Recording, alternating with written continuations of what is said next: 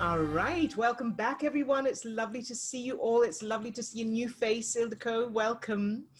And let's begin by going straight into the superpower state. So take a deep breath and either close your eyes or leave them open, whichever you prefer. And go into your superpower state, however you normally do that. So by repeating your word or phrase, or using your anchor, or by focusing on your subject and everything you love and appreciate about them. Very good. And start to feel your heart opening, your chest expanding,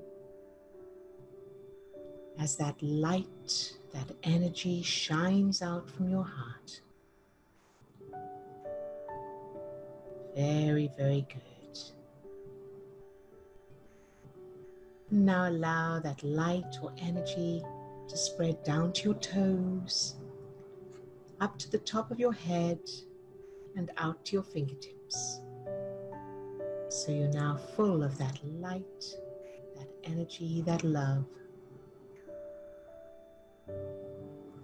Very, very good.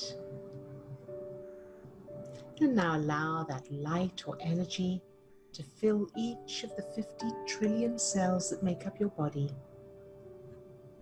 Love each cell just for existing.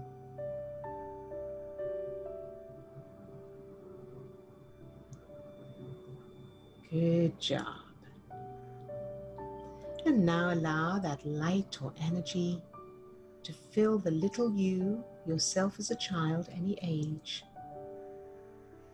From the tips of their toes to the top of their head and out to their fingertips, love that child just for existing, no matter what. And allow that light or energy to overflow from that little you and fill your whole childhood. Everything, everyone, every event, every circumstance, every experience, shining that light into any darkness and loving it all exactly as it is, feeling that power. Very, very good. And now allow that light or energy to fill everyone who's on the call today, those who are on camera, those who are off camera. Fill each one with that light, that energy, loving each one just for existing. Very, very good. And you can open your eyes if you have them closed. And let's just putting my phone on silent. Sorry. Yes, okay, so let's check in with each person and find out how you're doing. So Cheryl, welcome back. Let's unmute you. How are you today? Good morning. Good morning. I'm doing well. I'm fascinated with the birds in my yard. Yes. You know, I was telling Steve earlier, I heard this magnificent song and I was like, where is that gigantic bird? And it was just this teeny little bird. And I have my binoculars, so I was able to follow the bird around in the trees and watch it sing and see his little throat move. It was just adorable. And I'm also I have woodchucks, 2 of them, a mom and a baby. And I mean, I don't know if they're girls, but I've named them girls, and I'm feeding them and I get to watch them eat. And then I have a squirrel, a skunk. There's so many fun animals in my yard. Fantastic. And so the woodchucks were eating from my garden. So I figured out a way to feed them on the other side of the yard. So they're not bothering my garden. And I'm just feeling such joy in seeing the animals. And the only real trouble I'm having when I'm out here, which I sometimes joke that it borders on mental illness, is when I hear the birds, like the blue jays, remember what happened when the blue jay came and took the baby out of the nest and I managed to save the baby? Yes. Well, those blue jays, they got another one of my nests and I wasn't able to save them. And also, I just want to say it's nagging me. I didn't mean to be insensitive using the phrase mental illness. I think that came across in a way I didn't mean it to. But anyway, I was sad. I'm not positive that the blue jays got the birds in the nest, but they did sort of vanish all of a sudden. And so I'm struggling with, that. When I hear the blue jays coming again, I have to snap, clap my hands and all right. So I'd like to work on that. Saving has been a theme. One of my friends said that's been my theme through my whole life, is trying to save things. Exactly. Yes. So yes, what I was going to ask you first of all, so it's a perfect opportunity, of course. And what I was going to ask you is, who do the Blue Jays represent for you? Oh. If they were people, who would they be? Okay, then. It's probably the men I dated, or the person who sexually assaulted me, or it has to do with men preying on women, I think. And geez, that just came out of nowhere. Good job, Odille. Perfect. Perfect. Very, very good. So then what you want to do is go back to your childhood. So the sexual abuse, what age did that happen at? That was 14-ish. Okay. And so anything from your earlier childhood that that is linked as well? Well, I think, just the way my dad would talk about women a little bit, just the way he treated my mom, just that women were subservient, kind of a thing. Very good. So that formed the foundation then. So see if you can go back to anything that comes up from early childhood of your dad speaking that way. And there will be reasons. He'll have references that resulted in that behavior, of course. So you may need to rewrite his childhood so that he had different experiences, either with women or with men, or whatever's there. And if you don't know much about it, that's okay. Just make new ones so that he had the most fantastic childhood. He also had the utmost respect for his mum and women in general. He had a wonderful relationship with his mother. They were very, very close. And his mum was kind and compassionate, all of that. And that he was very protective of his mother and very, very respectful of women. What's interesting about that is he took care of his mother and his sisters and everyone.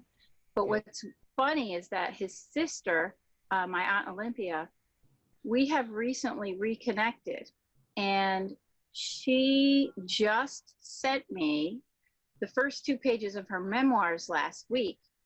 And it's talking all about my father's childhood. And so I'm getting this whole new, really cool perspective. Yeah, so. Excellent. So you've got something to work from. Yeah. And make sure you change all of the negative to the opposite, positive and empowering, and create a lot of new memories to support it all, to support stuff. And so then once you've changed his childhood, then you come to your childhood where he adored your mum and he showed it, and he was incredibly respectful. And so change all of the things he said about women to the opposite, positive and empowering. All right. So whatever the opposite is, that's what he said and demonstrated and did, the way he behaved. All right. So establish that really strongly first. Then come forward to any others, and then come forward to the 14-year-old memory of the sexual abuse. If you haven't already, of course, make sure you change that. And I think we've covered that in previous episodes of how to do that, and replace it with an activity, a fun activity.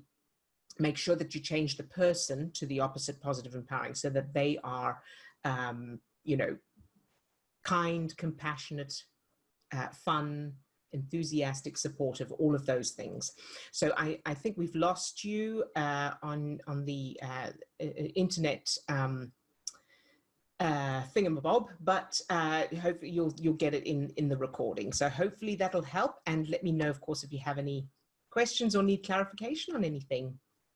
Ildiko, how lovely to have you here. And how are you today? And any questions we can answer for you? Well, thank you. I'm fine. I'm actually much better now. It's funny because I started the course. I'm actually like 5 years now doing on and off all kinds of courses to learn more about myself and, improve on all levels. And I resisted the idea of actually asking for help, from professionals, because I thought, well, my childhood was fine. I'm all good. And I'm a very positive and cheaper person. But yeah. So then I somehow found you and how to change childhood memories, and then the superpower thing. And then, 2 weeks later, I just wanted to say hi and see if I can get some, more support. Very because good. my parents were really nice to me. I mean, we have also very good contact. We can talk about anything. I mean, they are growing older, and that's also a really different experience again. But they had very bad childhood, so they came both from families that were really diabolical and weird if you think about it now. And I really don't know much about their parents, so my grandparents and their kind of history from before that, there is not much that's been told to us. So it's all a black hole. We just know that there has been some really scandalous things happening there, but no details. So that's where I come from. Yeah. Wonderful. Okay, so Ildiko, first of all, thank you for sharing all of that, because you're not alone. There are what I usually say to clients who say I had a great childhood or my childhood was fine. One of the first questions I ask, so definitely the history, your parents' childhoods, that's going to come into it, and I'm going to get to that. The first thing I want to ask is what I usually ask people who can't think of anything bad in their childhood is, how were you punished when you did something wrong? Well, that's a good one. I do remember some punishment. It was mostly go to your room. Right. I did get a couple of claps, Yes. but not really, nothing really major. Right. Okay. I can't remember that. Okay. So, and I'm asking that question not just for you, but for others as well. So one of the first questions to ask yourself is, how was I punished? And the reason I ask that is because we intellectually and consciously may understand, well, I deserved it. It was only when I did something wrong and my parents were fair about it. But the subconscious does not see it that way. It's not able to use logic. So if the punishment, what you want to do is change your childhood so you were never punished at all for anything. Okay.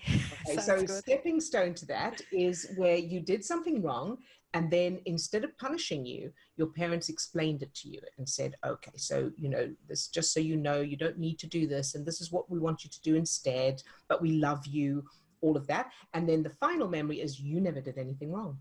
Oh, wow. Right? Yes. Okay, so that's the final memory. So that's that piece. And then let's go to your parents' childhoods now. So first question is, how do you know they had bad childhoods?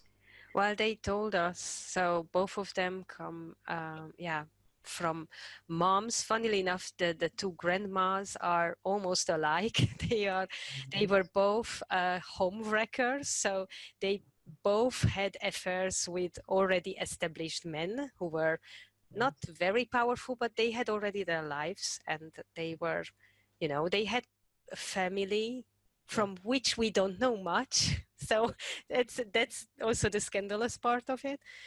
And as far as I know, my grandmother really didn't want my mom to be born. So she also tried to get a homemade abortion, which didn't work.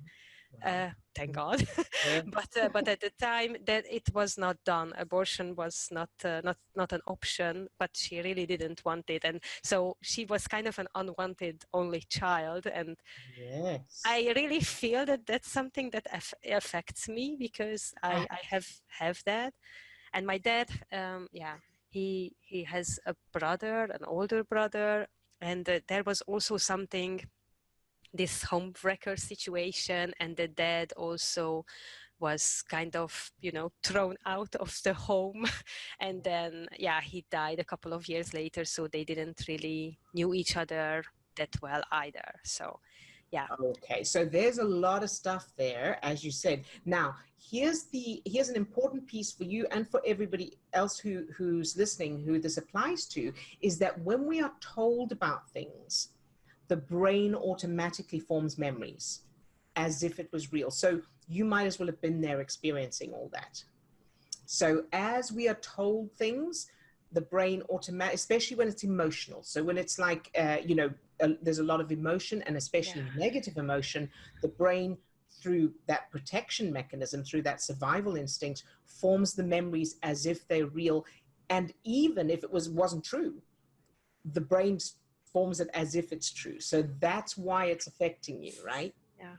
Yeah, well, then I understand a lot of things actually from that, because the whole idea of not having your place in the world, or I'm always looking behind my back. Am I in the way of somebody? Am I doing something wrong? That is, I think, also coming from my mom, that she was unwanted, so she didn't have her space in her world.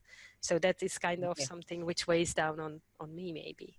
Exactly. It makes perfect sense, Ildiko. Okay. So this is great, because now you know what it is. It can be changed, which is wonderful. So, but it makes perfect sense also because your parents, and for, I think, a lot of people, even more so with the mum, is that we are hardwired to align with those who are raising us for survival. So I had this with my own mum. So where the mother is struggling, the child may not be struggling, but we align, we get into the same state to be the same so that we survive. Yeah, exactly. It makes perfect sense. Well done. All right, so let's change it. Yes, exactly, please. All right. So the first part will be, of course, to change their childhoods. And what you may need to do is change their parents' childhoods as well, because if their parents had different childhoods, then they would have been different with your parents as well. So I have and I'm just, I think, Steve, if we could put it in the description, the link to the generational childhood meditation thing, so you can listen to that. It's on YouTube, and have you come across it already, or? No, not yet, but I'm really, I would like to do that.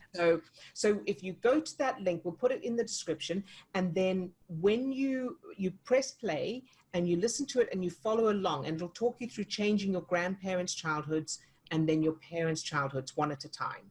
Okay. And as you do that, the way to use this is you start listening, and as soon as you feel resistance, or you think, but that's not what happened, or you memories come up that contradict it, then you press pause and you do what it takes to change those memories, and then you come back and you start again, and you keep doing that until you're able to listen to the whole thing and you're able to imagine it all perfectly. Okay, wow. All right. And then it's just a case of practicing it to establish those new memories, that new background.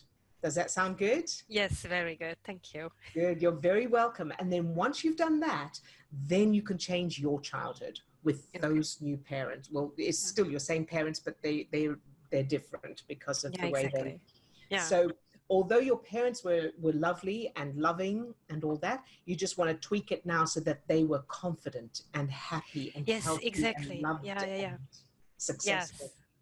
Right? Perfect. Yes. Excellent. Yay, I'm so excited for you. Yeah, me too. Very good. Very good.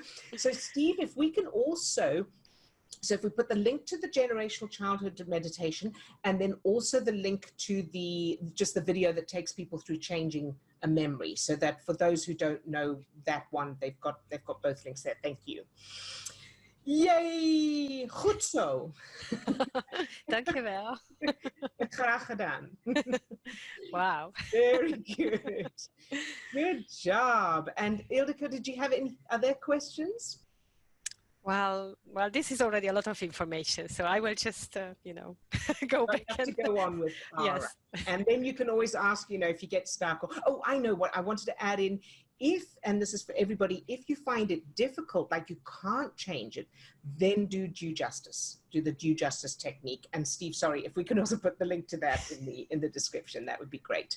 So if you find you're listening to the meditation and you can't change it, or you're using the memory changing technique and you can't do it, then do a due justice, and then that'll unblock whatever's there. Sound good? Yes, thank you. Good job. Dankjewel. All right. And Chris, you're next up on my screen. How are you today? Well, look at how much I love myself, because I brought myself here to be with you all. Yes. Which wasn't too difficult, really. And so, great. Yesterday session was brilliant for me, and I spent a couple of hours today walking around, changing stories, and I'm getting really quick and good at that, so thank you. Yeah. So question, can I use the same story? So the three places of work as a young woman, Yes. which I was very misplaced. So I've done a stepping stone for each one. But then I thought, well, what's the new story? So I thought, I just went off traveling instead of going to work there. Nice. Can I use the same story for each place? Absolutely. There's no reason. So your subconscious is not going to question it. Now, the bit that I do want to just check on is, did you change the childhood memories for that? So whatever the work situations were, you want to make sure that so those are the branches and leaves of the weed. All three of those are just branches and leaves. So you want to, you can change those, but you want to make sure you change the root. So whatever the root was, and you can add that into your childhood where you went traveling. Your whole family went traveling to these wonderful places, and how much fun you had. Good. Oh yeah. That ticks many boxes. That one does. Yes, and great. So you've got the connection, the travel, the fun, and all of that, and then in addition to that, that's forming a strong foundation for those three experiences where you went traveling. Yeah. Good. Okay, I'll put my mind to that. I know I can do Good. it. That's great. And I was listening to Ildiko, and gracious, lots of good material for me too, as we've discussed. So I put myself an action plan to do some retell my story that I was never punished. I have done that, but in a different way. So I can retell it in another way, that I was never punished, and I never did. I think the one I like is I never did anything wrong. That really is nice, isn't it? So I want to clarify that as well. So yes, that's the end result. But it's important to do that stepping stone where instead of, you did something wrong, and instead of the way they reacted differently. So they reacted the way perhaps I would react, which is, okay, sweetheart. So it's just to let you know, and then explaining it nicely. And then, okay, so now let's play a game or something like that. So it was a sweet, loving, affectionate, compassionate, kind reaction. And that's the stepping stone. You practice that 3 times, and then you go to the final thing, which is you never did anything wrong. And you can create memories of your parents saying to their friends, we are so lucky with Chris. She never does anything wrong. We can't believe our luck. She gets it from me, that kind of thing. A little bit of fun here and there. All right. Lovely. Just a quickie for everyone. I've working with you, I can now do everything on the hoof, which is very useful, isn't it?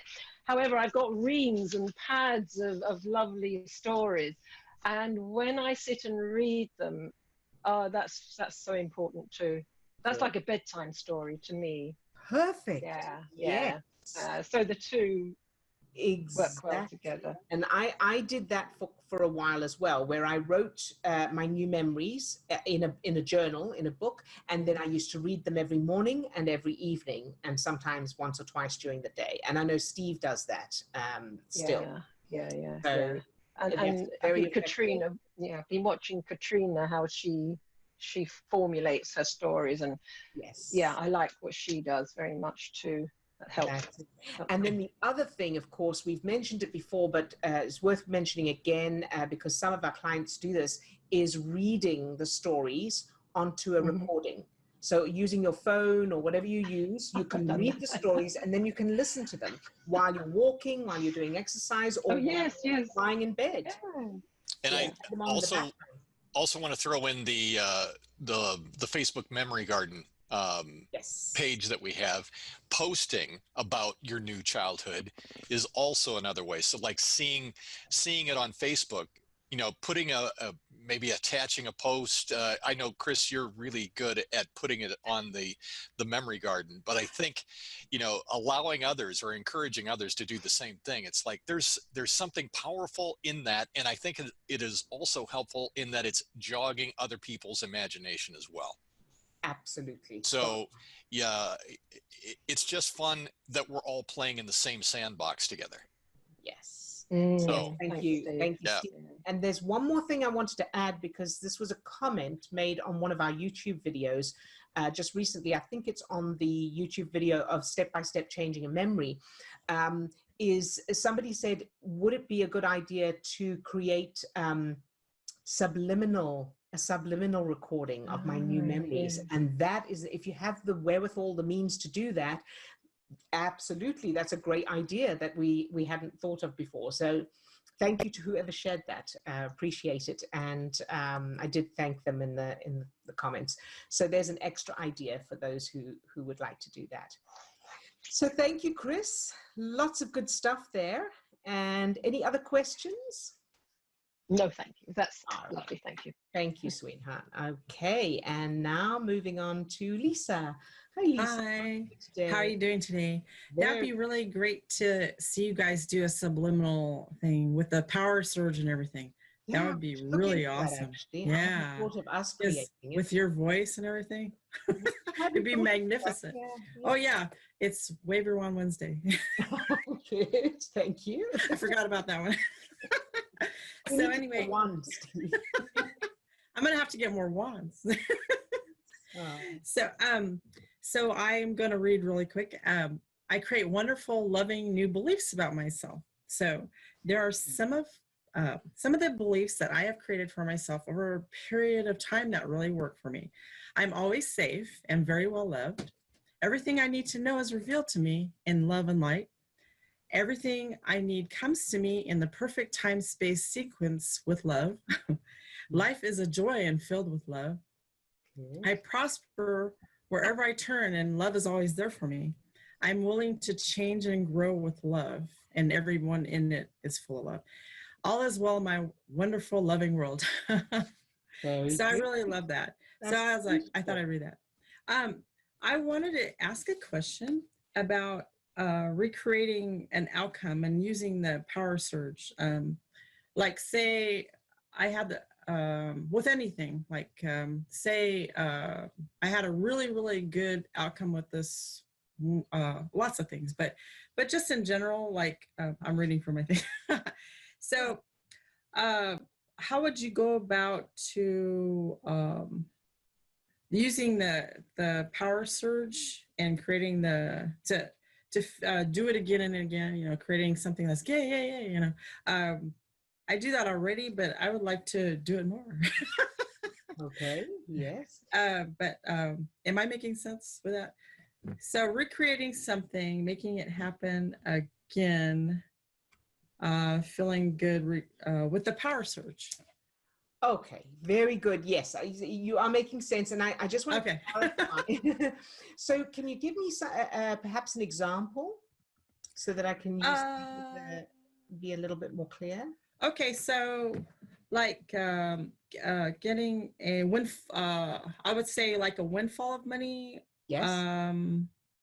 Or like getting like a dream job or something like that. Okay, very good. So you get something like that, like a wonderful thing happens. Yeah. And then you want to know how to make that thing happen again and again. Like with the power, using the unconditional state, but with the power surge. Sounds like something fun to do. Okay, all right. So there's two pieces to it. So the first piece is that in the same way with everything else, you need to be able to love it even if it doesn't happen. So that's the first piece, is of course the unconditional love. So let's say I win some money, and then now I would like to win again because it was fun. So now when I think of the outcome, I think of not winning it. And I love that. So I think of the fact that I didn't, so however I wanted to see the email come up or whatever, and it's you didn't get it, or my bank account is empty or whatever it is, and I fill I fill myself first, of course, with that light, that energy, then I shine it into that outcome that I don't want, and fill that with the light and the energy, and love it exactly as it is, love it anyway, loving myself anyway as well, of course. So that's that one piece. Okay. The second piece is when I think about the fact that, okay, so how do I know I'm not able to do that? Or how do I know it hasn't happened? So let's say I've had this happen a few times, and I have actually real life experience of this, where, something looks great and then it's not. And it happens once and I can't seem to recreate that. Then I'll look at what's that feeling. What's that feeling of, I think I'm going to get it and then I don't, or I got it once but I can't have it again. What's that feeling? And then of course, where in my childhood did I feel that same feeling? And it may have absolutely nothing to do with winning anything or the same topic at all, but it'll be the same feeling. And so I'm going to share one example with you from my own life, is that I had this thing of people, I was offering stuff and people weren't, they seemed to want it, but they didn't go through with it. So, and people would say they would do it and then they wouldn't. There was a lot of that. And I felt like, but I'm doing everything and nobody's playing with me, basically. Nobody seems to want what I have to offer. And I was talking about it with Steve, and it went back to, the memory suddenly came up. As a child, I adored playing games, and in particular Monopoly, but no one ever wanted to play with me. So there was the first part of me going around going, oh, please play with me, and them not interested, not wanting to. And my brother and sister were not interested in games, those kinds of games. They liked different ones. And then the second piece of it was I used to sit and play by myself. So I would set up the Monopoly board and pretend to be the different players, which was okay. It was better than not playing, but it was a lonely feeling. And it was that feeling of, I wish I had people to play with. I wish somebody would play with me. And it was the same feeling in business. So then, as I was explaining it to Steve or describing it to Steve, I changed those memories immediately. They changed automatically, where everyone's playing and I'm winning, and everybody always wants to play. Yeah. All right. Well, that's so good. That gives an idea of, Very good. Also, when you were speaking, I could see myself as a child doing that. Yes. My child state and how I created my childhood. And so, okay, so good. I'll have to play with that. It sounds like a good time. Good. And so that's the thing is, notice any memories from your childhood that are there that are negative. So don't ignore them. Yeah. Because they're there. So, ignoring them only keeps them there. So you want to bring them up and change them to the opposite and positive and empowering, and practice them, and then create new ones as well. Yeah, as you were speaking, I had one that surfaced that was, it's funny how when you speak, some, things come up. Well, when I was I think probably first grade. I was running and I was like slower because I don't know. But you know, just I didn't understand what the game was, kind of thing. And so people would make fun of me and the teacher would make fun of me, and it was like, oh. Okay. So that very, very important. Don't brush it away. Yeah. Yeah. So I mean, that's a natural inclination, especially when we're trying to be positive and we're trying to create the law of attraction and that. But pushing it away doesn't get rid of it. Right. It just pushes it down. But it's still affecting you. It's still in your subconscious. So I'm going to have to work with that. Yeah. So that's why you want to go into it and change it so that then it's, you know, and that is the biggest gift you can give to that little you. Yeah. I'm going to put myself in a flash suit and go, boom, yeah, exactly. And make sure that their reaction matches it. Like, whoa, so far. I wish I could be as fast as you. Yeah.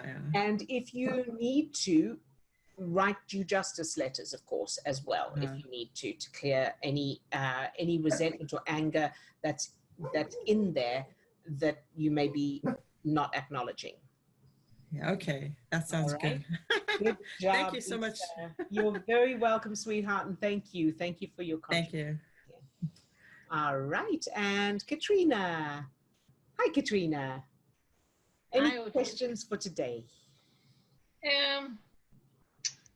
I'm just updating you on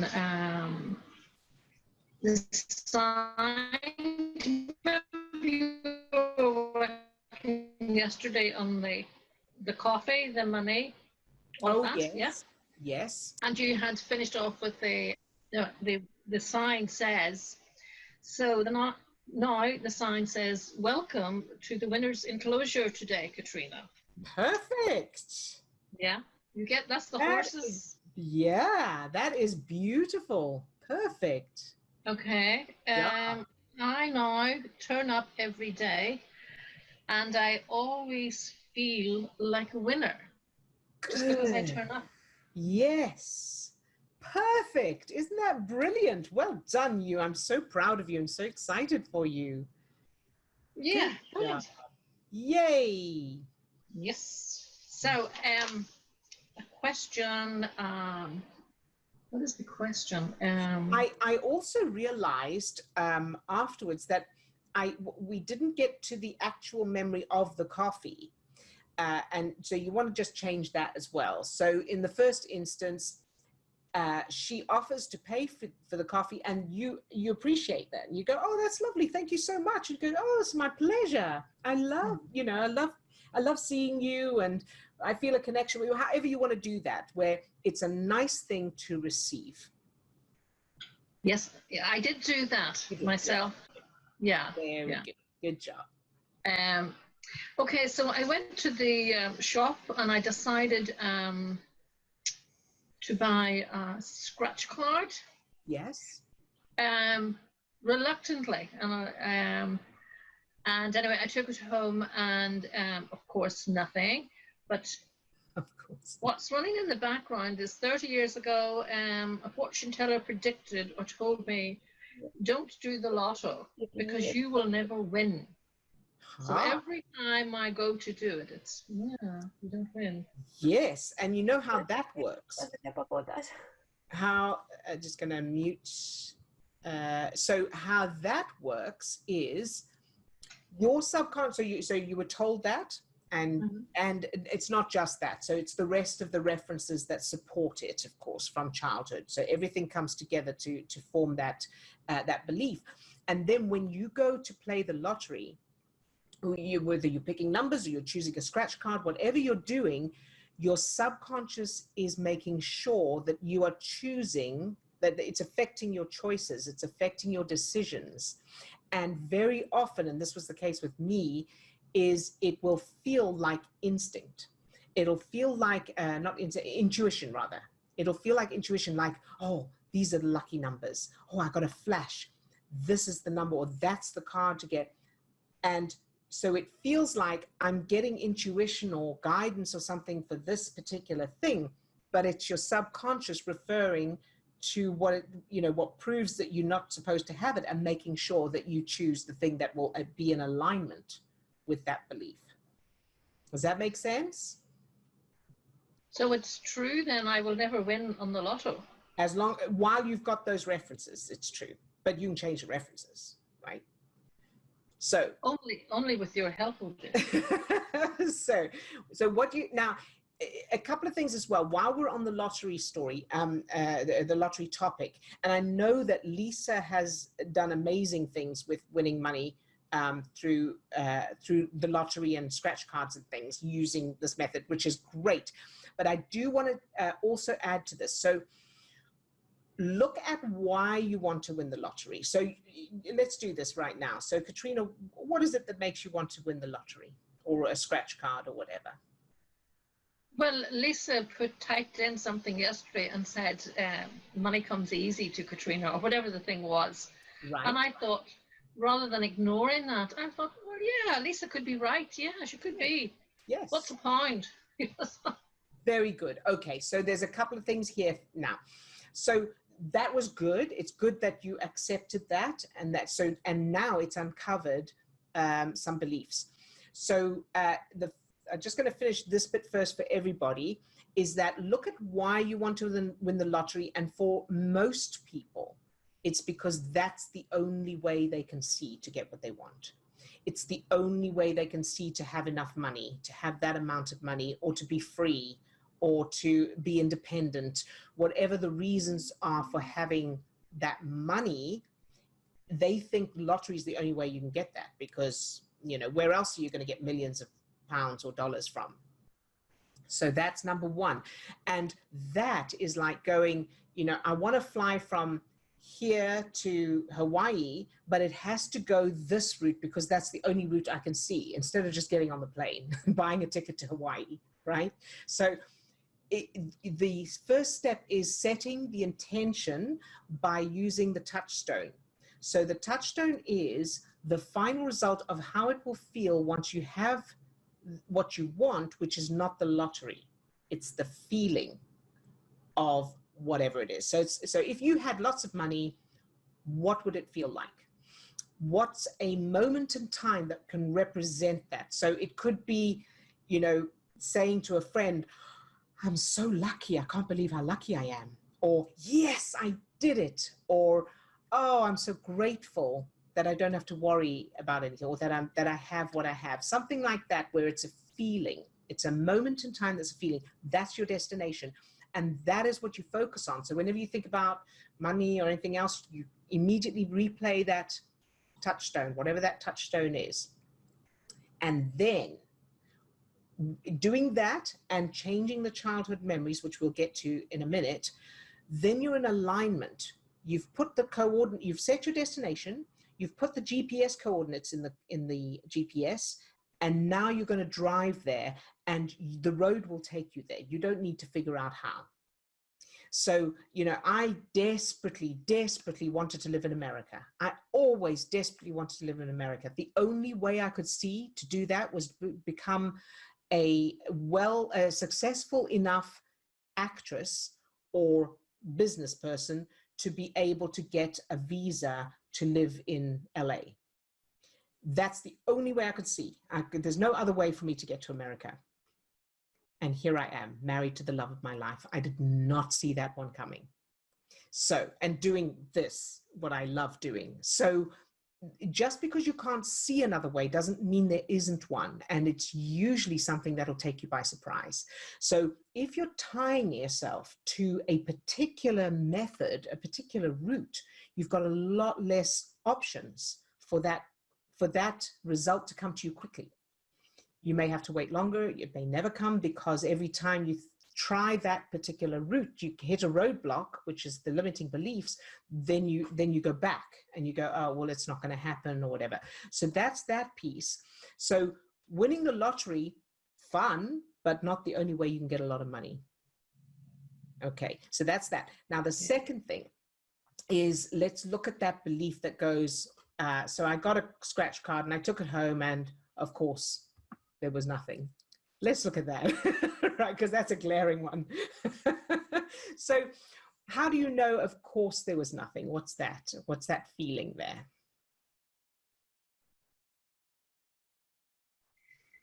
The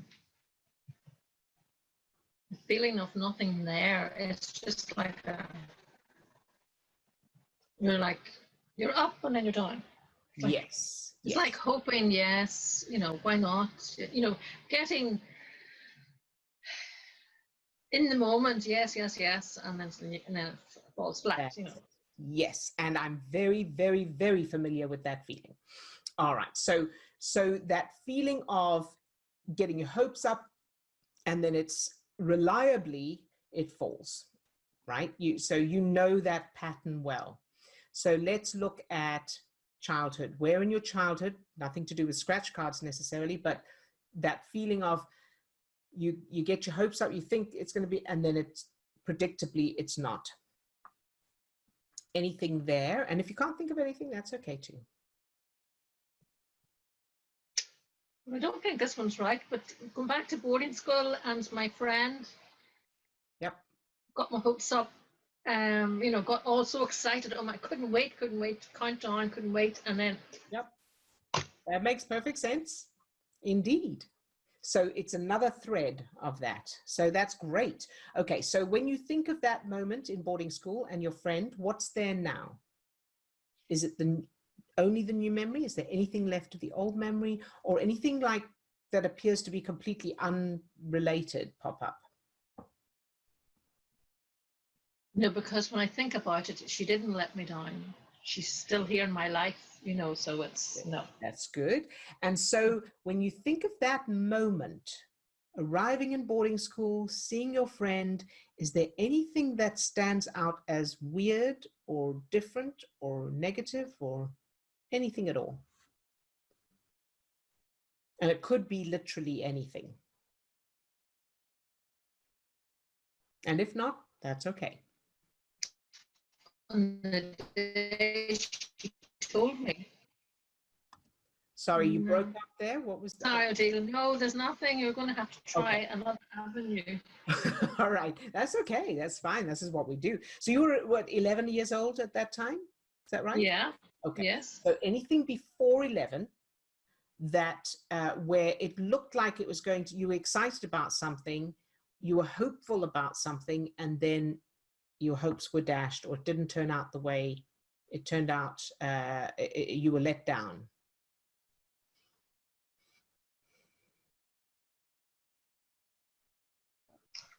Well, the first thing popped up there was the 11 plus, the exam to get into the boarding school. Yes. You need to pass, it's called the 11 plus. Yeah. In a mock, the mock exam, I got 99, but on the day, I failed it. There you go. That'll do it. That'll definitely do it. So you see, you got that message from Lisa yesterday. That was the mock exam of 99%, and then you went and got the scratch card and you failed. Good job. Okay, so you want to change that, where in the real exam you got 100%. So the mock exam you got 99. That's great, and you were expecting that.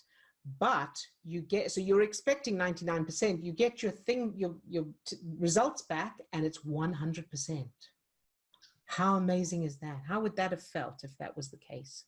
Wow. Yeah. Absolutely. Yeah. So create that, practice it so much, practice it until it's so real and so established and true, and so that it's really there. And then go to any others, similar things. Look for anything else where you were expecting something and you didn't get what you were expecting, and change it all to where you got more than you were expecting. And really allow yourself to feel those wonderful feelings. And then think about a scratch card. If you want to play scratch cards or the lottery, think about it and notice how you react. And because it's a good opportunity to, even if you don't play them, just think about playing them and notice what emotions come up and beliefs and thoughts.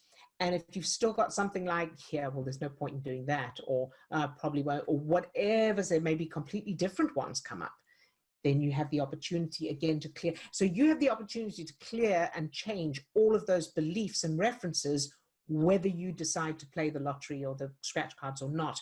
And then what you want to get to is to the point where if you do it, it's for fun and you can imagine not getting anything and you still go, oh, well, it was a bit of fun.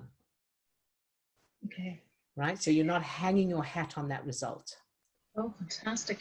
But what made me happy was the fact when I was coming back, there was I found a penny. Yes. Okay. And I thought, oh, brilliant. Well, at least I got a penny. But I was disappointed with the penny. It was like, okay. I got, but I still was disappointed. That's perfect. There's another reference, a different reference there. Okay. Right. So where you didn't get what you got something, but it was a booby prize or whatever, a consolation prize or something. Yeah. Change it to the opposite positive. So you get bigger, more than you were expecting. Okay. Childhood. The penny on the way home, you can change that later. If you like, you can, where you picked up, oh, there's £100 or whatever, that's fine, but change the childhood first, because that's actually what's going to cause the results. Okay. Yes. Right. And just a follow-up, because another bit of that story was the bit of information that you got from the fortune teller. So yes. do all of the childhood stuff first, but then come back and change what happened when you went to the fortune teller. Yeah, thank you, Steve, for bringing. I'd forgotten that. Yes, so whenever that was, that's the final piece. You change that to where she says, "You are so lucky, you always will be, and things will always be easy for you, and you will always have what you want, and it may come in ways that you're not expecting, but wow, I've never seen such an amazing reading." Okay. All right. But like Steve said as well, childhood first. Okay. I'm looking forward to this new adventure, Odille and Steve. Good. And thank you so much for sharing it, because again, it will apply to others as well. A lot of people. So you've really helped a lot of people through this as well. So thank you, Katrina. Good job, you. Yay. All right. And Swasti. Hi, Swasti. How are you today? I'm good, thank you. Good. I just had a quick question. So I'm working on memories yesterday. Yes. Something happened, which was like, so the teachers who I did not like now, like in my current school, they ended up in my childhood, but they were nice. Yes. So, do I need to like still change them now, or like change the teachers? That basically it was like I was trying to change a teacher in my childhood who wasn't nice to me. Yes. And then this teacher ended up becoming the teacher now who I don't like. Okay. So, yeah, I don't know if that's a good thing. All right, so it's okay, but what you want to do is make sure that the original teacher in your childhood is still there and they've changed. Okay. So, and you may need to change their childhood if necessary. So male or female? 2 females. Female, okay. So you want to make sure that the original teachers, their childhoods are fabulous, so that they are automatically kind and compassionate and fun and enthusiastic. Okay. And, for everybody, you can add in, puppies and pony. They bring ponies to school for pony rides, and they say, hey, let's all go to the fun fair. So make it just amazing, but make sure it's the same people. Okay, so that one, make sure that she is herself, but just the way she would have been if she'd had a different childhood. And only once you've done those, then you can come forward and change the ones now. Okay. So there's nothing wrong with them being in those memories as well. Okay. That's okay. You can add them if they're nice and that, but make sure that the originals are changed as well, because that's separate data. Okay. Make so sense? Yeah, when I borrow characteristics from different people to put into the original childhood teachers, yes. does that mean they change, or does that mean, so if I think of them and the blended hybrid version comes up, does that mean the teacher has changed? So let's look at this. So go back there now. Imagine you're back in the classroom with that teacher. And what qualities does that teacher have now? Well, she's still a little bit mean, like she was used to be. Yeah, so that's what you want to change. And again, you may need to change her childhood. Yeah. To help that to happen. And if you still can't, if you can't do that, do justice. Do a due justice letter to her specifically. Okay. All right. And then see if you can change her or her childhood and so on. So she can have the qualities of these other people. So let's say one of the qualities is she's fun. She can have fun, but she also needs to be herself with the fun. Okay. Yeah. Good. Okay. Because your subconscious will latch onto those pieces of data as a separate piece. Yeah, that makes sense. Okay. Okay, thank you. All right. You're very welcome, Swasti, and thank you for sharing. Okay, so I think we're running short of time. So, Steve, is there anything important from the chat? Well, yeah, and I think that I think it's something that you can address relatively quickly. I was wondering if you could give a 1, 2, 3 step guide of how to use the superpower with changing childhood memories. I've had a hard time organizing what I should do. Therefore, I do a bit of everything and I'm not getting the results I want.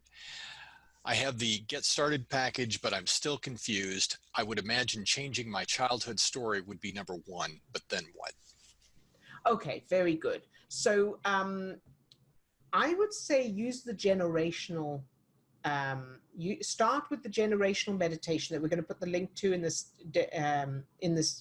description of this video. And when you hit something that contradicts, so a memory that comes up, thoughts, feelings, whatever, they would never have been like that, or bad memories that come up, press pause. Then go to the step-by-step video, sorry. And the way we use the superpower is, apart from the way we use it in these exercises, in these sessions, what you want to do is get into the superpower state first, then go to the memory, and this you can follow along with that step-by-step video. Go to that memory, but don't stay in there. Just dip your toe in and notice any negative feelings, emotions. 0 to 10, how strong are they? Press pause on that and immediately come back to your superpower state. So you're focusing on what you love, what you appreciate. You imagine holding them in your arms in a hug. You're feeling that love, that appreciation.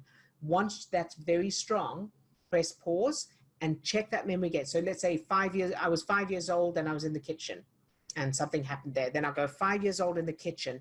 Yes, there's still some negative emotions there. Then press pause on that, come back to the love. So I'm hugging my son when he was a baby. I'm feeling the love. I'm feeling the cuddliness and how wonderful he is and how much I love him. Then I press pause on that once that's strong. And I check again. I keep doing that until when I think of 5 years old in the kitchen, I can't feel any negative emotions. So the memory's still there, but I don't feel any negative emotions. Then I change it to we were baking cookies or we were dancing or something fun, and I practice that 3 times in a row. Okay, so that's how the superpower works with changing memories specifically. And you want to do that in addition to these sessions, to just practicing the superpower in general, because the more you do this, the easier changing memories will become as well. So I hope that answers. If not, let us know and we'll clarify. All right. Is that it, Steve? Yep. And there's I think a lot here, so I won't read through. Yeah, there's a lot. One other clarifying, how are you supposed to change a memory if you're also supposed to remember what really happened? Or are you supposed to remember what really happened? Okay, so first of all, I'm wondering which bit to say first. So first of all, when we change memories, we're changing it in the subconscious, not the conscious mind. Okay, the conscious mind will always know what really happened, but we're changing it in the subconscious, the automatic part of us.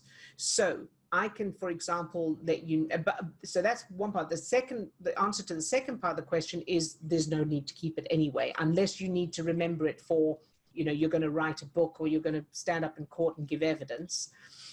Sure, then you'll need to remember it. But again, you will remember it. So it's not like, you know, it's not like you're brainwashing yourself.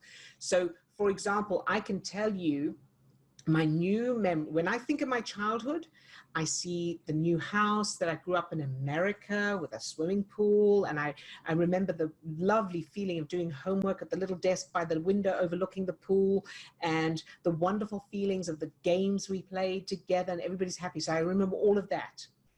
But if somebody said, you know, and I often use the examples, if I need to use an example from my childhood or somebody asks me for facts, I can tell you that I was working from 6 years old. I hated it.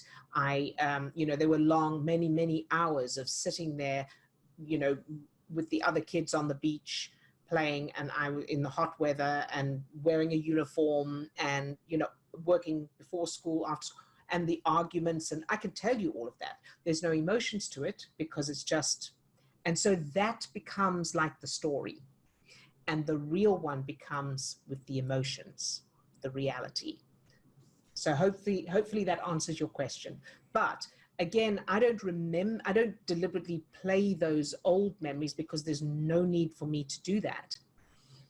I want to make sure that the GPS coordinates match the destination I want to get to rather than where I've been.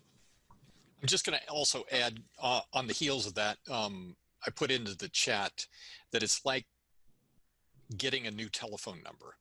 So if you think about, you're constantly doing this naturally anyway. We're changing up data for something that is there. So if you think about phone number, just the phrase phone number, you've attached a certain amount of data to that phrase and you've memorized that data. So if I gave you a new phone and a new telephone number, and next week we came back and I said, what's your phone number?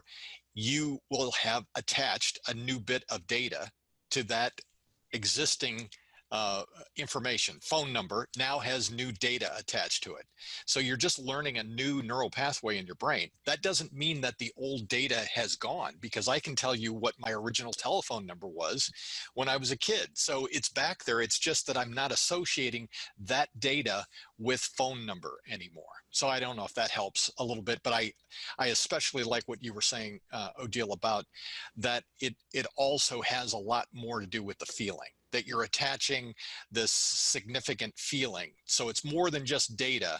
It really is about associating a new feeling to that data.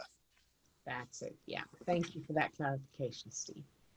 Thank you. All right. So let's do the targeting. We're running a little long here, but I think it's been important information.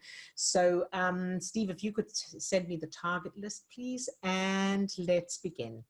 So take a deep breath and either close your eyes or leave them open, whichever you prefer. And go into your superpower state, however you do that.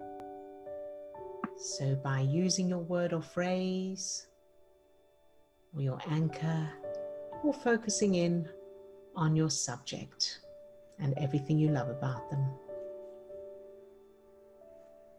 Good job.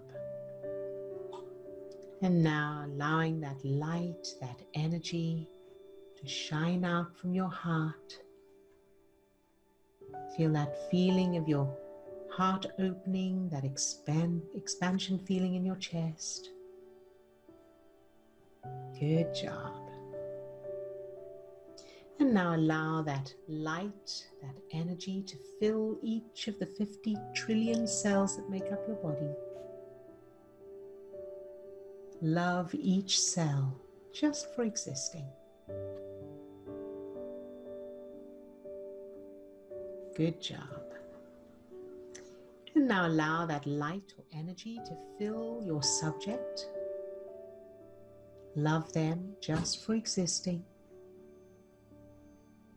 And then imagine that subject doesn't want to be with you, or they don't have the qualities that you love and admire, and keep them filled with that light, that energy anyway.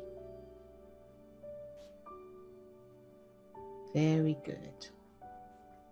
And now let's go to Chris. So fill Chris with that light, that energy, from the tips of her toes to the top of her head and out to her fingertips. Love Chris, just for existing.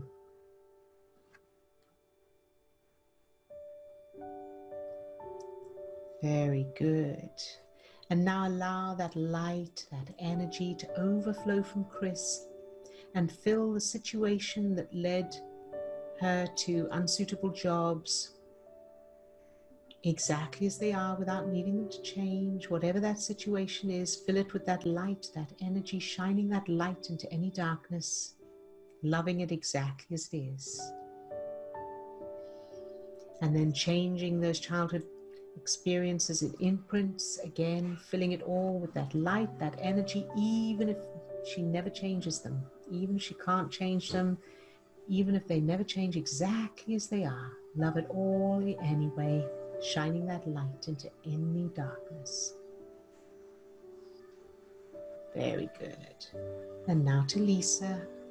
Fill Lisa with that same light, that energy, that love, from the tips of her toes to the top of her head and out to her fingertips.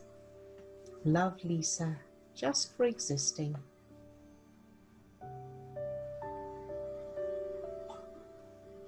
Very, very good. Allow that light, that energy to overflow from Lisa and fill everything and everyone in her life. No matter what, loving it all anyway, shining that light. Good job. And now to Ildiko. Fill Ildiko with that same light, that energy. From the tips of her toes to the top of her head and out to her fingertips. Love Ildiko exactly as she is, just for existing.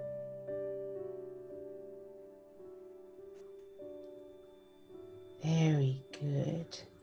And allow that light, that energy to overflow from Ildiko and fill her whole life and everyone in it, everything, everyone, every event, every circumstance, every experience, with this same light, this energy, this love, shining this light into any darkness, loving it all anyway. Good job. And now to Katrina. Fill Katrina with that same light, that energy, from the tips of her toes to the top of her head and out to her fingertips. Love Katrina, just for existing. And allowing that light, that energy to overflow from Katrina and fill the penny and the experience of the scratch card and anything else. Fill it all with that light, that energy, that love, no matter what. Loving it all anyway. Even if she never gets what she wants, love it all anyway, shining that light into any darkness. Very good. And now to Swasti. Fill Swasti with that same light, that energy, from the tips of her toes to the top of her head and out to her fingertips. Love Swasti, just for existing.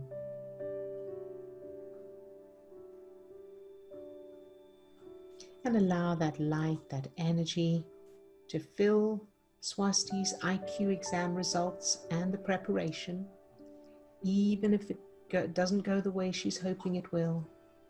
Whatever happens, even the worst case scenario, fill it all with that light, that love, that energy, loving it exactly as it is and shining that light into any darkness.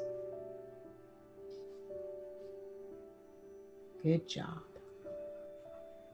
And now to everyone who's off camera today and those watching the recording, love each one just for existing,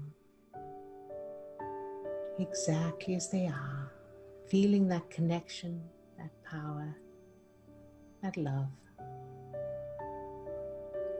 Now thinking of yourself later today, whatever you'll be doing, whatever you'll be feeling, whatever you'll be experiencing, Fill that version of you with this same light, this energy, this love, exactly as you are, no matter what.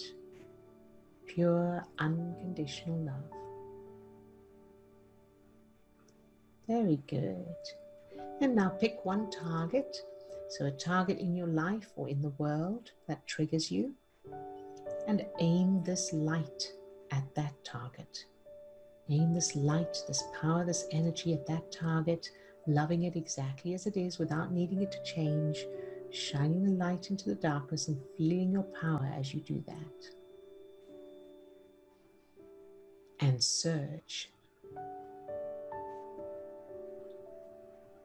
Very good. And surge again. Good job. Very good. You can open your eyes if you have them closed. And you're very, very welcome. It's my pleasure. And thank you for being here. All right. And anybody, any other questions or anything before we finish off for today? And of course, keep practicing. Oh, Ildiko, I'm going to unmute you. Whoop. Oh, no, I wasn't doing anything. Oh, you were just, oh, okay. Sorry. All right, no problem. Thank you for coming. It was lovely to have you with us today. Yeah, it was really lovely. Good. You're welcome. All right, everyone. So we'll see you same time, same place tomorrow. Lots of love to all of you, and take care of yourselves and keep practicing. All right. And watch this recording again if you need to remember stuff. Bye-bye now.